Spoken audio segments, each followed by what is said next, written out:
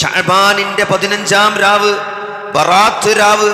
ബറാഅത്ത് രാവ് എന്ന് പറയുന്ന ഈ രാവിന് പ്രത്യേകതയുണ്ട് എന്ന് കാണിക്കാൻ വിശുദ്ധ ഖുർആനിന്റെ ആയത്ത് ദുർവ്യാഖ്യാനിക്കേണ്ടതില്ല. അബീ മൂസൽ അശ്അരി റളിയല്ലാഹു അൻഹു പറയാണ്, അൻ റസൂലില്ലാഹി സ്വല്ലല്ലാഹു അലൈഹി വസല്ലം ഇന്നല്ലാഹ ലയത്വലിഉ ഫീ ലൈലത്തി നിസ്ഫി മിൻ ശഅബാൻ ഫയഗ്ഫിറു ലിജമീഇ ഖൽഖിഹി ഇല്ലാ ലിമുശ്രികിൻ ഔ മുശാഹിനിൻ. നിശ്ചയമായും ശഅബാൻ പകുതിയുടെ രാവിൽ നോക്കുകയും അല്ലാഹു ശഅബാൻ പകുതിയുടെ രാവിൽ എന്തെയും എത്തി നോക്കുമെന്നാണ്. എന്നിട്ട് അല്ലാഹുവിൽ പങ്കുചേർത്തവനും വിദ്വേഷയും പകയും വെച്ച് പുലർത്തുന്നവന് ഒഴികെയുള്ള എല്ലാവർക്കും, മുഴുവൻ സൃഷ്ടികൾക്കും, ശിർക്ക് ചെയ്യാത്ത, മറ്റു സൃഷ്ടികളോട് പക വെച്ച് പുലർത്താത്ത മുഴുവൻ സൃഷ്ടികൾക്കും അല്ലാഹു എന്തെയും അവൻ പുറത്തു കൊടുക്കുമെന്നാണ്. അപ്പൊ അതുകൊണ്ട് അതിന് പ്രത്യേകതയുണ്ട് അല്ലേ? ഇബ്നു മാജ ഉദ്ധരിക്കുന്ന ഹദീസാണ് ഞാനിവിടെ ഉദ്ധരിച്ചത്. ഷെയ്ഖ് അൽബാനി അത് സ്വഹീഹാണെന്ന് പറഞ്ഞിട്ടുണ്ട്. അതുകൊണ്ട് ആ ബറാഅത്ത് രാവിന്, ശഅബാനിന്റെ പകുതിയിലെ രാവിന് ചില പ്രത്യേകതകളുണ്ട്. അത് റസൂലുള്ളാഹി സ്വല്ലല്ലാഹു അലൈഹി വസല്ലമ പഠിപ്പിച്ചേടത്ത് നിൽക്കണം. അതിന് സൂറത്തു ദുഖാനിന്റെ ആയത്ത് ദുർവ്യാഖ്യാനിക്കേണ്ട ആവശ്യമില്ല. അത് വിശുദ്ധ ഖുർആനിന്റെ അവതരണവുമായി ബന്ധപ്പെട്ട റമദാനിലെ രാത്രിയെക്കുറിച്ച് പറയുന്ന ആയത്ത്. അത് ശഅബാനിന്റെ രാത്രിയാണ്, അത് ബറാഅത്ത് രാവാണ്. അതുകൊണ്ട് അന്ന് ചില ആരാധനകൾ ചെയ്യുന്ന അല്ലേ, നമ്മളെ ചില ആളുകളൊക്കെ 3 പ്രാർത്ഥന യാസീൻ ഓതുകയാണ് അല്ലേ, റഗായിബ് നമസ്കാരം നിസ്കരിക്കുകയാണ്, 1000 നിസ്കാരങ്ങൾ നിസ്കരിക്കുകയാണ്, യാസീൻ ഓതുകയാണ്, നോമ്പ് നോൽക്കുകയാണ്. സഹോദരങ്ങളെ, എന്ത് തെളിവാണ്! റസൂലുള്ളാഹി സ്വല്ലല്ലാഹു അലൈഹി വസല്ലമ അദ്ദേഹത്തിന് ഹജ്ജത്തുൽ വിദാഇൽ അവതരിച്ച അൽ യൗമ അക്മൽതു ലക്കും ദീനക്കും, ഇന്നേ ദിവസം നിങ്ങളുടെ മതത്തെ നിങ്ങൾക്ക് ഞാൻ പൂർത്തിയാക്കി തന്നിരിക്കുന്നു എന്ന് പറയുമ്പോൾ ഈ മതത്തെ അല്ലാഹു റസൂലുള്ളാഹി സ്വല്ലല്ലാഹു അലൈഹി വസല്ലമക്ക് പൂർത്തിയാക്കി കൊടുത്തിട്ടുണ്ട്. അതിലേക്ക് ഒരു കാര്യവും നബി സല്ലല്ലാഹു അലൈഹി വസല്ലമ പറഞ്ഞതനുസരിച്ച് സ്വർഗത്തിലേക്ക് അടുപ്പിക്കുന്ന മുഴുവൻ കാര്യങ്ങളും ഞാൻ നിങ്ങൾക്ക് അറിയിച്ചു തന്നിട്ടുണ്ട്. നരകത്തിൽ നിന്ന് നിങ്ങളെ അകറ്റുന്ന മുഴുവൻ കാര്യങ്ങളെയും തൊട്ട് നിങ്ങൾക്ക് ഞാൻ താക്കീത് നൽകിയിട്ടുണ്ട്. അതുകൊണ്ട് ഈ മതത്തിലേക്ക് ഇനി ഒന്നും ചേർക്കാനില്ല. ഈ മതം പൂർത്തിയാക്കപ്പെട്ടതാണ്. ഈ മതം എന്നത് സമാവിയാണ്. ആകാശലോകത്ത് നിന്ന് അല്ലാഹുവിന്റെ വഹി അനുസരിച്ച് വിശുദ്ധ ഖുർആനാകുന്ന സഹീഹായ ഹദീസാകുന്ന വഹിയിലൂടെ പൂർത്തിയാക്കപ്പെട്ടതാണ്. അതിലേക്കൊന്ന് ചേർക്കാനോ ഒന്ന് കുറക്കാനോ അല്ലാഹു ആർക്കും അനുമതി നൽകിയിട്ടില്ല അല്ലേ? ക്രിസ്തുമത വിശ്വാസികൾ അവരുടെ മതത്തിലേക്ക് ചേർക്കാനും കുറക്കാനും പോപ്പിന് അധികാരമുണ്ട്. ദൈവത്തിൽ നിന്നുള്ള പ്രതിനിധിയാണ് മാർപ്പാപ്പ എന്ന് നിശ്ചയിച്ചതുപോലെ ഇസ്ലാം ഇവിടെ ആരെയും ഏർപ്പെടുത്തിയിട്ടില്ല. ഈ മതം പൂർത്തിയാക്കപ്പെട്ടതാണ്. അതിലേക്ക് എന്തെങ്കിലും ഒന്ന് ചേർക്കാനോ അതിൽ നിന്ന് എന്തെങ്കിലും ഒന്ന് കുറക്കാനോ ആർക്കും അനുവാദമില്ല. അതുകൊണ്ട് ഈ രാവിന്, ശഅബാനിന്റെ പകുതിയിലെ രാവിന് അന്നെന്തേക തരത്തിലുള്ള നമസ്കാരമോ എന്തെങ്കിലും യാസീൻ ഓതണമെന്ന് നബി സല്ലല്ലാഹു അലൈഹി വസല്ലമ പഠിപ്പിച്ചിട്ടില്ല. സഹാബത്ത് അങ്ങനെ മനസ്സിലാക്കിയിട്ടില്ല. സഹാബികൾ ആരും അങ്ങനെ ചെയ്തിട്ടില്ല. താബികൾ പോലും അങ്ങനെ ചെയ്തതായി നമുക്ക് കാണാൻ സാധിക്കുകയില്ല. അതുകൊണ്ട് സഹോദരങ്ങളെ, അതിന് പ്രത്യേകതയുണ്ട്. ആ രാവിന് ഇബ്നു മാജ ഉദ്ധരിക്കുന്ന അൽബാനി സഹീഹാണെന്ന് പറഞ്ഞ ഹദീസ് അനുസരിച്ച് ആ രാവിന് പ്രത്യേകതയുണ്ട്. ആ രാവിൽ അല്ലാഹു എത്തി നോക്കുമെന്നാണ്. ശിർക്ക് ചെയ്യാത്ത, സൃഷ്ടികളോട് പകവെച്ച് പുലർത്താത്ത ആളുകൾക്ക് മുഴുവൻ അല്ലാഹു പുറത്തു കൊടുക്കുമെന്ന് ഹദീസിലുണ്ട്. അതുകൊണ്ട് രാത്രി സാധാരണ നമസ്കരിക്കുന്ന അന്നൊരു പ്രത്യേക ഇബാദത്ത് അധികരിപ്പിച്ചതായിട്ട് സഹാബത്തോ പ്രവാചകരോ ചെയ്തതായിട്ട് നമുക്ക് കാണാൻ സാധ്യമല്ല.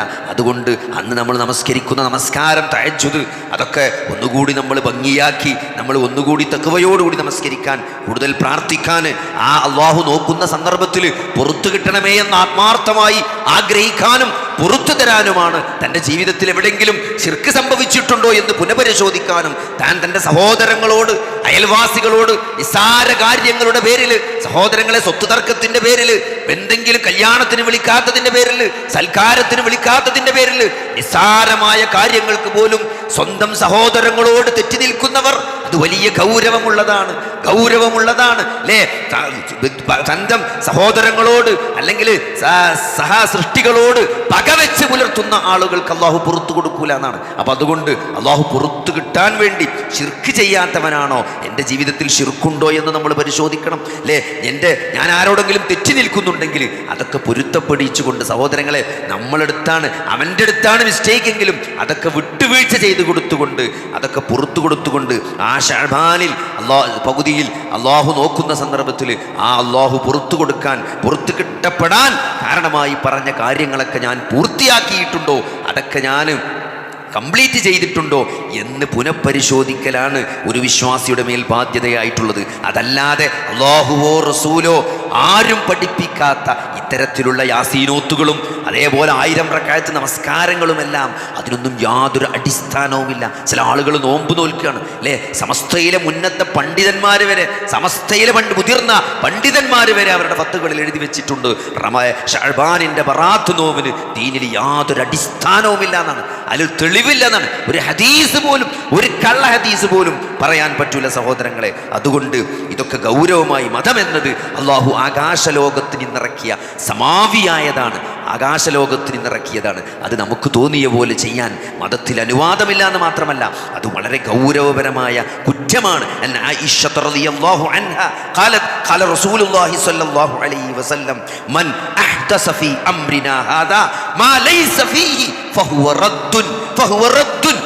നമ്മൾ കാണാതെ പഠിക്കണം, നമ്മൾ മനസ്സിൽ കൊത്തിവെക്കണം സഹോദരങ്ങളെ.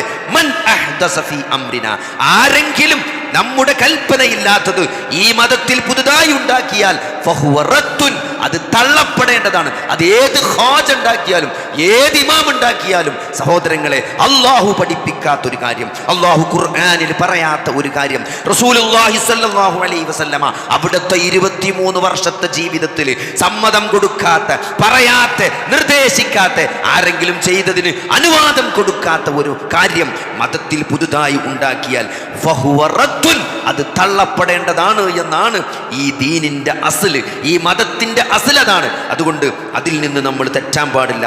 അത് തെറ്റ് എന്നാണ്.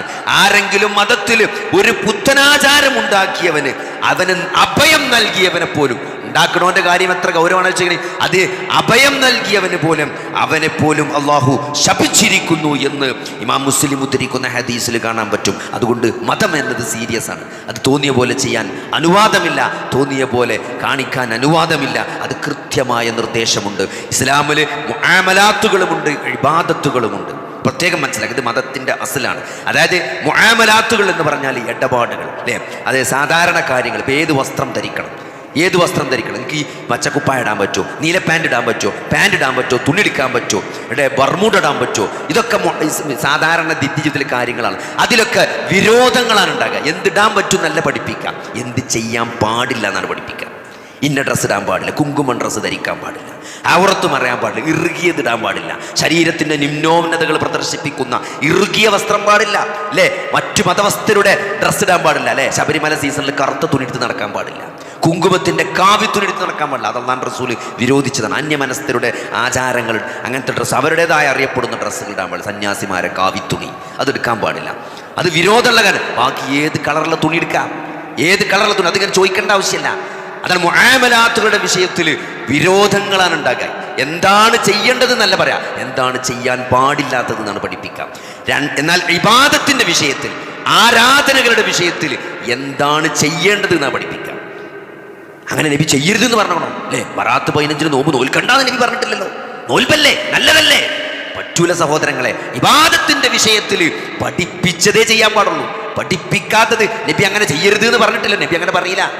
ഇബാദത്തിൽ സുബഹിന്റെ മുമ്പ് 2 റക്അത്താണ് സുന്നത്ത്, അതാണ് നബി പഠിപ്പിച്ചത്. 4 നിസ്കരിച്ചപ്പോൾ എന്താ കുഴപ്പം? 4 നിസ്കരിച്ചരുത് നബി പറഞ്ഞിട്ടില്ലല്ലോ. ചോദിക്കരുത്.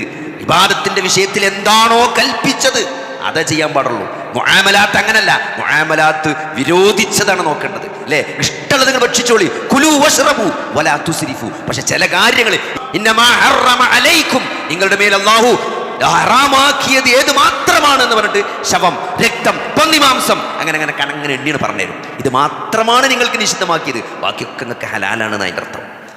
അപ്പോൾ അങ്ങനെയാണ് മുആമലാത്തിന്റെ വിഷയത്തിൽ വിരോധിച്ച കാര്യങ്ങളാണ് പഠിപ്പിക്കുക, ബാക്കിയൊക്കെ അനുവദനീയമാണ്. ഇബാദത്തിന്റെ വിഷയത്തിൽ ചെയ്യേണ്ടതാണ് പഠിപ്പിക്കുക, അതിൻ്റെ അപ്പുറത്തേക്ക് ചെയ്യാൻ പാടില്ല. അതുകൊണ്ട് നല്ലതല്ലേ, യാസീനല്ലേ, ഖുർആനല്ലേ, മൂന്നിട്ട് ഓതിയ എന്താ കുഴപ്പം? നോമ്പല്ലേ, എന്താ ഷഅബാൻ 15 നോമ്പ് വെച്ചാൽ എന്താ കുഴപ്പം? ആ ചോദ്യം പാടില്ല. അത് മതത്തിൻ്റെ അസിലറിയാത്തതിൻ്റെ ചോദ്യമാണ്. മതം പഠിക്കണം. മതം സമാവിയാണ്, ആകാശലോകത്ത് നിന്ന് അല്ലാഹു ഇറക്കിയതാണ്. തോന്നിയ മാതിരി ചെയ്യാൻ മതത്തിൽ അനുവാദമില്ല. കാരണം അത് കൃത്യമായിട്ട് പഠിപ്പിക്കപ്പെടും. നിങ്ങൾ ഒരു പ്രവാചകനെ ഒരു CD ഇറക്കിയേക്കല്ല, 23 വർഷം അവരിൽപ്പെട്ട ഒരു മനുഷ്യനെ അല്ലാഹു പ്രവാചകനായി നിയോഗിക്കുകയും ആ മനുഷ്യൻ അവർക്കിടയിൽ 23 വർഷം ജീവിച്ച് കാണിച്ചെടുത്താണ് ഈ മതം സമ്പൂർണ്ണമാണ് അല്ലേ. അതിനൊന്നും കൂട്ടിച്ചേർക്കേണ്ട ആവശ്യമില്ല, അതിനൊന്നും ഒഴിവാക്കേണ്ട ആവശ്യമില്ല. ഇത് ലോകാവസാനം വരെ നിലനിൽക്കും അല്ലേ. മുൻഗാമികൾ എന്തുകൊണ്ടാണോ മാറിയത് അതുകൊണ്ട് മാത്രമേ പിൻഗാമികൾക്ക് മാറാൻ പറ്റുള്ളൂ. അലിഞ്ഞ് 1400 വർഷമായി എന്നതുകൊണ്ട് അത് കാലഹരണപ്പെടില്ല, അത് നിത്യപ്രസക്തമാണ്. അത് അവതരിപ്പിച്ചത്, ഈ കാലത്തെ സൃഷ്ടിച്ച, ഈ മനുഷ്യനെ സംവിധാനിച്ച, മനുഷ്യൻ്റെ മനസ്സുകളെ സംവിധാനിച്ച, ഈ പ്രപഞ്ചത്തെ സൃഷ്ടിക്കുകയും നിയന്ത്രിക്കുകയും ചെയ്യുന്ന റബ്ബ് സുബ്ഹാനഹു വ തആലയാണ് ഈ മതനിയമങ്ങൾ ഉണ്ടാക്കിയത്. അതുകൊണ്ട് അത് ഭേദഗതി വരുത്തേണ്ട ആവശ്യം ഉണ്ടാവില്ല, മാറ്റേണ്ട ആവശ്യം ഉണ്ടാവില്ല. അതിലേക്കൊന്നും നിങ്ങളെ വകയായിട്ട് കൂട്ടേണ്ട ആവശ്യമില്ല, നിങ്ങളെ വകയ്ക്കൊന്നും കുറക്കേണ്ട ആവശ്യമില്ല. അത് സമ്പൂർണ്ണമാണെന്ന് മനസ്സിലാക്കി അത് എന്താണോ എന്ന് മനസ്സിലാക്കാനാണ് ശ്രമിക്കേണ്ടത്, അത് പഠിക്കാനാണ് ശ്രമിക്കേണ്ടത്. അല്ലാതെ അത് മനസ്സിലാക്കാനും പഠിക്കാനും അത് എങ്ങനെ പ്രയോഗവൽക്കരിക്കുക എന്നതാണ്, അതിലുണ്ടാകുന്ന പ്രയാസങ്ങളിൽ ക്ഷമിക്കുക, അത് പ്രബോധനം ചെയ്യുക എന്നതാണ് നമ്മുടെ ബാധ്യത എന്ന് തിരിച്ചറിഞ്ഞുകൊണ്ട് മതനിയമങ്ങളെ അതിൻ്റെ മൂല്യങ്ങളോട് കൂടി മനസ്സിലാക്കാനും ഉൾക്കൊള്ളാനും അല്ലാഹു നമുക്ക് തൗഫീഖ് നൽകുമാറാകട്ടെ. ഷഅബാൻ 15 ഖുർആൻ ഇറങ്ങിയ രാവാണ് എന്നും അതിൻ്റെ പേരിലുള്ള നോമ്പ്, ഓത്ത്, നമസ്കാരങ്ങൾ തുടങ്ങിയ അനാചാരങ്ങളെല്ലാം മതത്തിൽ യാതൊരു അടിസ്ഥാനവുമില്ലാത്തതാണ് എന്നും ആകെയുള്ള അടിസ്ഥാനം ഇബ്നു മാജ ഉദ്ധരിക്കുന്ന ഹദീസിൽ നമ്മൾ പറഞ്ഞ ഷഅബാൻ 15 രാവിന് അള്ളാഹു എത്തി നോക്കും, ശിർക്ക് ചെയ്യാത്ത, സഹോദരങ്ങളോട് പകവെക്കാത്ത ആളുകൾക്ക് മുഴുവനും അള്ളാഹു പുറത്തു കൊടുക്കുമെന്ന് മാത്രമാണ് ഷഅബാൻ 15 വിഷയത്തിൽ മതനിയമമായി അവതരിച്ചിട്ടുള്ളത്. അതെന്തെങ്കിലും ഒരു പ്രത്യേകത്തിൽ നമസ്കാരോ ഓത്തോ നബിയോ സഹാബത്തോ ചെയ്തതായിട്ട് എവിടെയും കാണാൻ സാധ്യമല്ല എന്നതുകൊണ്ട് ആ കാര്യത്തെ നമ്മൾ അങ്ങനെ മനസ്സിലാക്കുകയും നമ്മളെ സഹോദരങ്ങളായ ആളുകൾ ഈ വിഷയത്തിൽ അതിര് കവിഞ്ഞ് പ്രവർത്തിക്കുന്നത് ശ്രദ്ധയിൽപ്പെട്ടാൽ സ്നേഹപൂർവം നമ്മളത് ബോധ്യപ്പെടുത്തി ഉപദേശിക്കുമ്പോൾ എന്താ അറിയോ, ഒരു സ്നേഹമാണ്. നല്ല ബിരിയാണി മന്തിയൊക്കെ വെച്ച് നമ്മൾ പെരയിലെല്ലാവരും സൽക്കാരത്തിന് ഒക്കെ റെഡിയാക്കിയിട്ട് എല്ലാവരും വന്ന് നമ്മളതിൽ കൂട്ടക്കാരും കുടുംബക്കാരും ഒക്കെ പെട്ടു നമ്മൾ നല്ല ഫുഡ് ഉണ്ടാക്കിയാണ്, മന്തിയും കജ്ജും കാലും പീങ്ങിയതും പുഴുങ്ങിയതും പല ജാതി. എന്നിട്ടൊക്കെ എടുത്തിട്ട് എന്നാൽ എല്ലാവരും പോയാണ് നക്കിക്കോളി പറഞ്ഞാൽ എങ്ങനെ ഉണ്ടാവും? എന്നാൽ മാണ്ടിയോലൊക്കെ പോയാണ് നക്കിക്കോളിയിടാന്ന് പറഞ്ഞാലേ എന്തേക്കാരൻ കോലം അങ്ങനെ മന്തിയൊക്കെ അവിടെ കിടക്കും. കാരണം അങ്ങനെ തിന്നാൻ കിട്ടാത്തോലും നല്ല തിന്നാൻ വന്നില്ല. അപ്പോൾ ആൾക്കാരെ മാനും അഭിമാനമൊക്കെ ഉണ്ട്.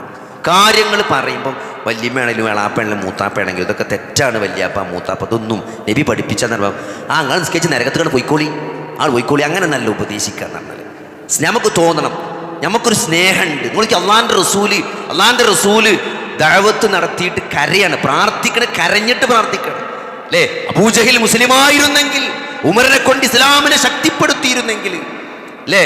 സൂറത്തു കഹ്ഫ് ഇറങ്ങുമ്പോൾ പരിഹസിക്കണം, ആളുകൾ പരിഹസിക്കുമ്പോഴും നബിക്ക് വശമാണ്, സങ്കടമാണ്. എന്തിന് പരിഹസിക്കണോണ്ടല്ല പറയുന്നുണ്ട് ഹദീസിൽ കാണാൻ. എന്തിനാണ് നബി വിഷമിച്ചത്? നബിന്റെ മനസ്സ് തേങ്ങുന്നത് എന്തിനാണ്? പരിഹസിക്കുന്ന ആളുകൾ അവരുടെ പരിഹാസം വർദ്ധിക്കും തോറും അവർ സത്യത്തിൽ നിന്ന് അകന്നു പോകുകയാണല്ലോ എന്ന സങ്കടം കൊണ്ടാണ് നബിക്ക് മനസ്സിന് ഇടങ്ങേറുണ്ടായത്.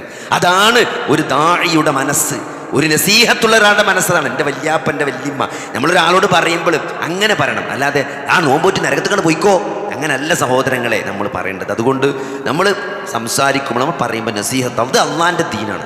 ഇത് നമ്മൾ പറയുമ്പോൾ നമ്മളൊരു പെരീക്ക് നമ്മൾ ചോറുണ്ടാക്കി കണ്ട് ഒരാളെ വിളിച്ചുമ്പോൾ നമ്മൾ എത്ര സ്നേഹത്തിന് ഒന്നുമില്ലെങ്കിൽ നിങ്ങളുടെ പെരയിൽ ഒന്നുമില്ല, ആകെ രണ്ട് ഈത്തപ്പഴം ഒരു ഓറഞ്ചുള്ളി അതിങ്ങനെ തോലിച്ച് ഓരോ ഇല്ലിയാക്കി ചൊറുക്കിലിങ്ങനെ ഒരു പ്ലേറ്റിൽ വെച്ച് ഒന്നുമില്ലെങ്കിലും ആ നമ്മളെ പറച്ചില്ലൊരു ചൊറുക്കുണ്ടെങ്കിൽ ആൾക്കാർ തിന്നുന്ന് ഓലെ പള്ളനറി നമ്മളെ ഭർത്താൻ നമ്മളെ തിന്ന് പോയി ഇച്ചും മാണ്ടി ഒരു ചോളം ഷുഗറാണെന്നൊക്കെ പറഞ്ഞാലും ഷുഗറൊക്കെ ആണെങ്കിൽ ഇനി എനിക്കും മാണ്ടി ഒരു ഇല്ലിയാണ് തിന്നി എന്ന് പറഞ്ഞ ആൾക്കാർ തിന്നും. അതൊരു സ്നേഹമാണ്. അപ്പോൾ വർത്താനം പറയുമ്പോൾ എന്താ പറയുക, ഇത് അള്ളാൻ്റെ ദീനാണ്. അള്ളാൻ്റെ ദീനിക്ക് ആളെ പറയുമ്പോൾ നമ്മൾ കുറച്ചുകൂടി സീരിയസ് ആണ്. നമ്മളൊരാളെ ദീനിൽ നിന്ന് അകറ്റാൻ നമ്മളെ വർത്താനം കാരണമാകരുത്. കാരണം പ്രവാചകന്മാർ ചെയ്ത പണിയാണ് നമ്മൾ എടുക്കുന്നത്. എത്ര നസീഹത്താണ്. യാ ഖൗം, മൂസാ നബി വിളിച്ച വിളിയുണ്ടല്ലോ ഖുർആനിൽ, യാ ഖൗം എന്നാ പറഞ്ഞത്. എൻ്റെ സമൂഹമേ. ആരാണ് സഹോദരങ്ങളെ? ആരാണ്? മന്നയും സെൽവയും ആകാശത്ത് നിന്ന് ഇറക്കി ചെങ്കടലിലെ പീഡനത്തിൽ നിന്ന് ഫിർഔനിനെ മുക്കി. ഇതൊക്കെ അവർ കാണുകയാണ്. മൂസാ നബിയുടെ അനുയായികൾ കാണുകയാണ്. എന്ത്? ചെങ്കടൽ മുമ്പിൽ ലോക്കായി നിൽക്കുകയാണ്. ചെങ്കടൽ പിളരാണ്. മൂസാ നബി കടന്നു പോവുകയാണ്. ഫിർഔന് മുങ്ങിച്ചാകുകയാണ്. എന്നിട്ട് ഒരു പിന്നെ മരുഭൂമിയിലൂടെ നടന്നു പോവുകയാണ്. ഭക്ഷണമല്ല, മന്നയും സൽവയും സമയമാകുമ്പോൾ ഇറങ്ങി വരികയാണ്.